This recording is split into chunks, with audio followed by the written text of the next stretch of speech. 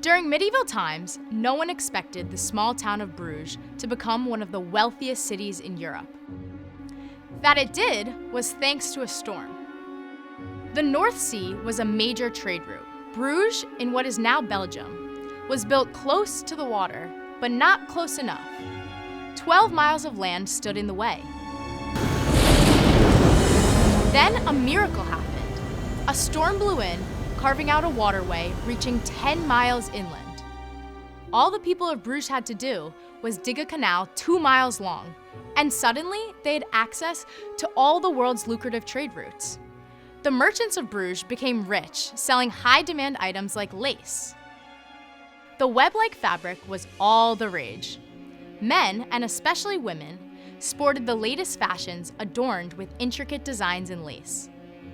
As the money poured in, Bruges went on a building spree. They erected one of the tallest bell towers in Europe. Century after century, its bells rang out the hours. They dug canals throughout the city. Back in those days, canals were highways that carried merchandise. Today, the canals of Bruges are a major tourist attraction and a perfect way to sightsee.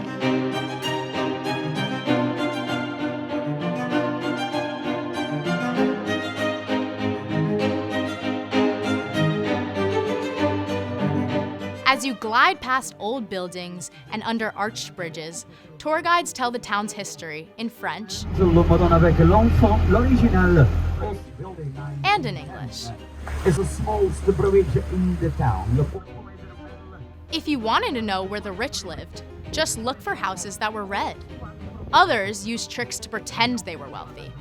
Homes were taxed based on the number of windows they had. While this building looks like it has plenty of windows, these are fake. The solid wall is painted to look like windows. You've probably already noticed one of the signatures of Bruges. Many of the buildings have the same roof pattern, called stepped gables. More than just decorative, the step design served a practical purpose. It helped chimney sweeps climb up the roof.